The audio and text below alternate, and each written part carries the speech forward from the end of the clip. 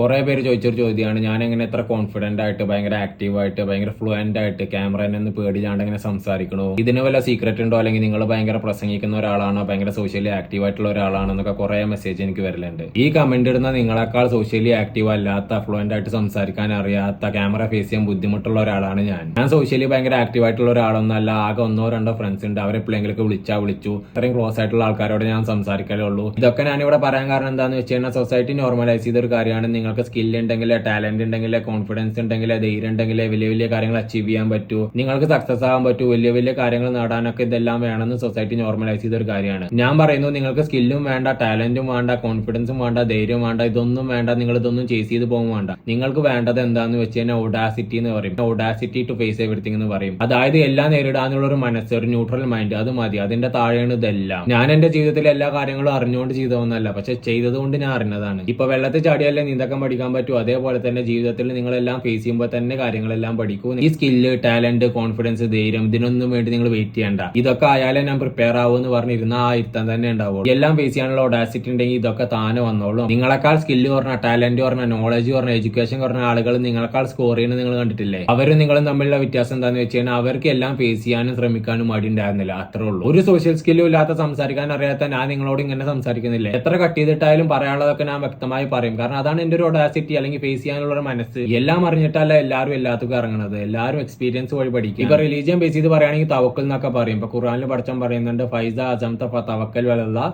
ഇന്നല്ലാഹ യുഹിബ്ബുൽ മുതവക്കലീൻ. നമ്മളൊരു തീരുമാനം എടുത്താൽ പിന്നെ ദൈവത്തിലോട്ട് വിശ്വസിക്കുക, പിന്നെ ബാക്കി ദൈവം നോക്കിക്കോളും. നമ്മൾ ആ തീരുമാനം എടുത്ത് മുമ്പോട്ട് പോയാൽ മതി. ഒരു ന്യൂട്രൽ മൈൻഡ് സെറ്റിൽ എല്ലാം ഫേസ് ചെയ്യാനുള്ള ഓഡാസിറ്റി ഉണ്ടെങ്കിൽ നിങ്ങൾക്ക് എന്തും നേടാൻ പറ്റും.